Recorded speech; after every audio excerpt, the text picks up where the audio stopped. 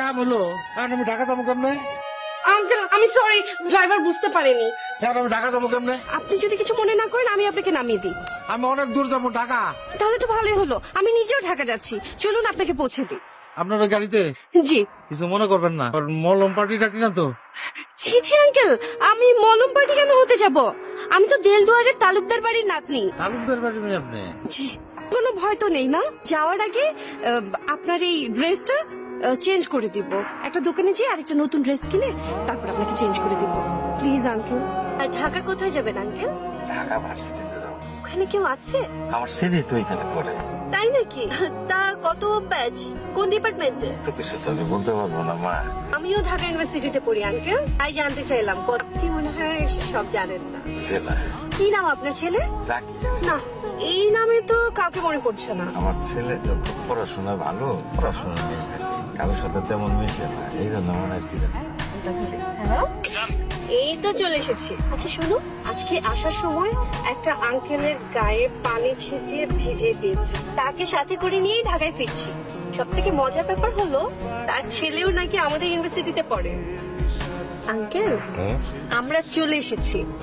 Uncle এই হচ্ছে Dhaka university, আপনি যান তাহলে। এটা আমার হল, আমি তাহলে আমার হলে যাই। আপনারা অনেক বাবা, আমার একটু উপকার করতে পারেন? কি হয়েছে আপনার? আমার ছেলে এই ভার্সিটিতে পড়ে, কোন ধরে খুঁজতেছি কিন্তু পাইতেছি না।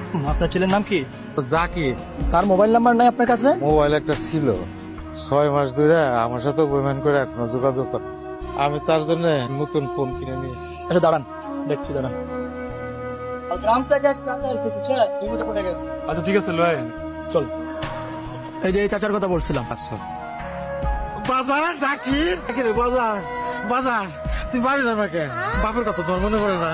হ্যাঁ আরে চাচা কি বলেন আপনি? উনি জাকির হতে যাবে কেন? ও তো আমাদের বড় ভাই, জ্যাক ভাই। আপনি উল্টাপাল্টা বকতেছেন কেন? আমি আপনার ছেলে হতে যাবো কেন? বাজার আমি গ্রামের মানুষ হতে পারি, আমার লেখাপড়া না থাকতে পারে, তাই বলে আমি আমার পোলারে চিনবো না? এটা হয়? আরে বলছি তো আমি আপনার ছেলে না, এই সোজা কথা আপনার মাথায় ঢুকতেছে না? আর তুই কোত্থেকে সব আপু ধরে নিয়ে আসোস? সব প্রবলেম কি আমার কাছে নিয়ে আসতে হবে? সব আমার সলভ করতে হবে? এখন এই গ্রামের লোক ভাবতেছে আমি তার ছেলে। যা এখনই কেউ টাঙ্গালে বাস উঠে যায়।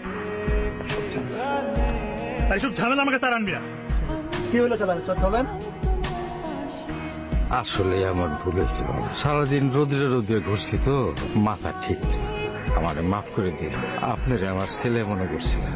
তো একটা কথা বল, আমার জাকিরে যদি খুঁজে পান তাহলে কোয়েন তার উপর আমার কোনো রাগ নেই।